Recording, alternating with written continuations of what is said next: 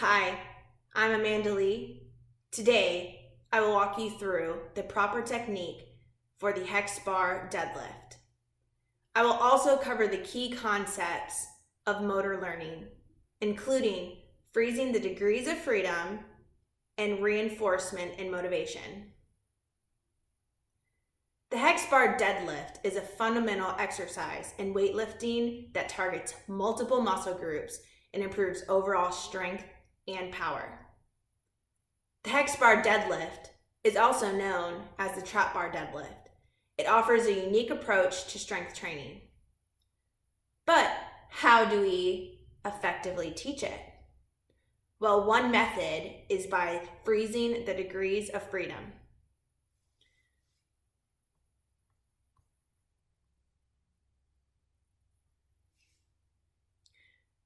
Freezing the degrees of freedom involves temporarily restricting specific joint movements to help beginners focus on mastering the primary movement pattern and maintaining proper form.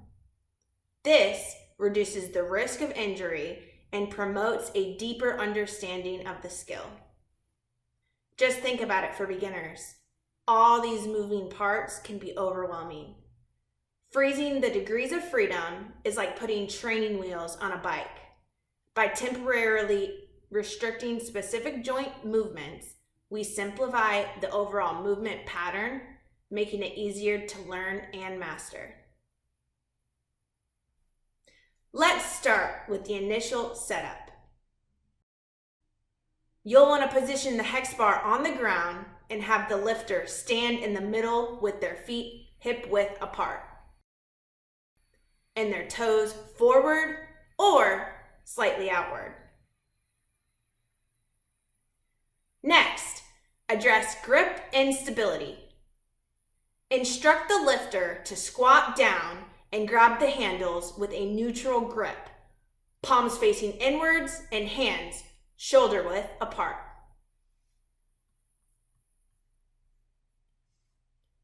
It's essential for them to maintain a neutral head position with gaze fixed in front. They will need to squeeze their shoulder blades down and back. A cue for this is to push their chest up. This is the starting position. Now, let's focus on the specific joint movements and freeze the degrees of freedom at the hips, knees, and ankles. The lifter will initiate the movement by driving through their heels, pushing their feet into the ground. Once the bar is lifted off the ground, the hinge will open at their hips. They will achieve full knee extension, stand fully up, and squeeze their glutes at the top. To complete this lift, the lifter will reverse the movement by hinging at the hips and bending the knees simultaneously. The bar should lower slowly. Their glutes should be pushed back, and they should feel a deep stretch in their hamstrings. They should take their time with the descent to maintain proper form and avoid injury. By following this step-by-step approach, you can learn to master the hex bar deadlift while reducing the risk of injury and maximizing effectiveness. Throughout this movement, remind them to focus on maintaining form. Engage your core, align your spine, stabilize your hips, knees, and ankles.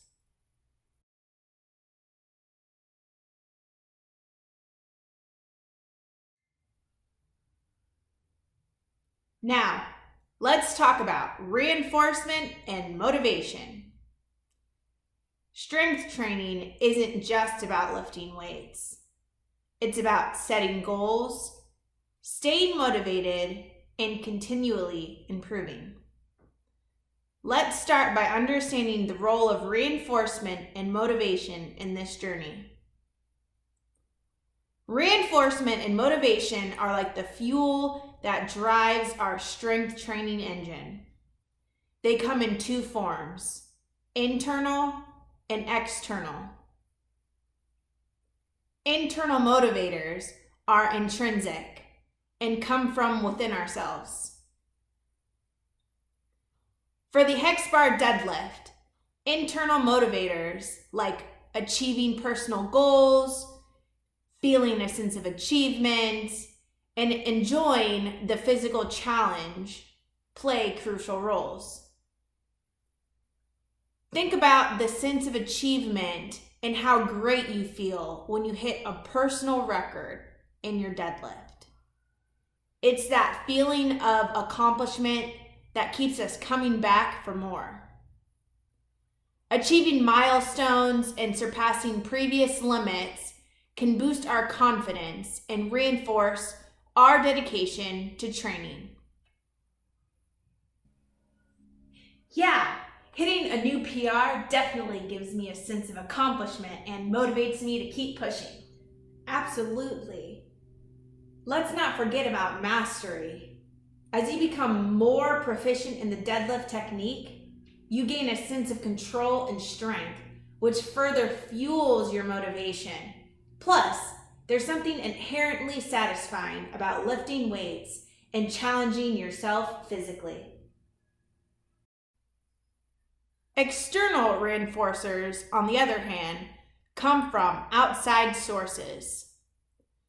For example, verbal praise from coaches or peers, tangible rewards for reaching milestones in our lifting journey. Rewards like medals or certificates can significantly boost motivation and encourage continuing to excel within training. Goal setting is a powerful external reinforcer. It gives us direction and purpose, motivating us to work towards specific objectives in our lifting, performance, and progress. Verbal praise is a powerful external reinforcer. When your coach or peers acknowledge your efforts and progress, it boosts your motivation and confidence. Yeah, it feels great when my coach gives me positive feedback after a set. It just makes me want to, push even harder. Exactly. And setting goals is another important external reinforcer. When you have clear objectives to strive towards, it gives you a sense of direction and purpose in your training. Whether it's aiming for a certain weight or hitting a specific rep count, setting goals keeps you focused and will also keep you motivated. Setting goals has really helped me stay on track and motivated. It's like having a roadmap for my training. And let's not forget about the rewards. Tangible incentives like medals or certificates, or even just a pat on the back for reaching milestones or personal bests that provide that extra boost of motivation to keep you pushing yourself. But what about negative reinforcement and punishment? While they can be effective in correcting form and promoting safe lifting practices, they also have their drawbacks. Negative reinforcement, like correcting form to prevent injury, can enhance focus and attention to detail, but it may also be perceived as criticism, leading to decreased motivation or self-esteem. Punishment, on the other hand, provides immediate feedback and can shape behavior by discouraging incorrect techniques. But it may also elicit negative emotions and fail to address the root cause of the undesired behavior. In summary, both techniques have their place in training, but it's crucial to use them thoughtfully. Positive reinforcement should be the focus, creating a supportive environment where lifters feel motivated to excel. By understanding the role of reinforcement and motivation, we can create a positive training atmosphere that fosters long-term success and growth. Today, we discussed mastering the hex bar deadlift by freezing the degrees of freedom. We also talked about reinforcement and motivation.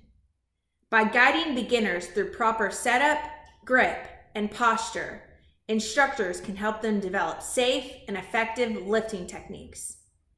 Internal motivators like personal achievement and enjoyment, as well as external reinforcements such as praise and rewards, play crucial roles in sustaining motivation and fostering progress. While negative reinforcement and punishment can be effective in shaping behavior, they must be used carefully to avoid negative emotional impacts and promote long-term adherence to training. By understanding and implementing these strategies, coaches can empower individuals to excel in the hex bar deadlift and achieve their fitness goals safely and effectively. Thank you for watching. I'm Amanda Lee. Keep inspiring, keep motivating, and keep lifting toward success.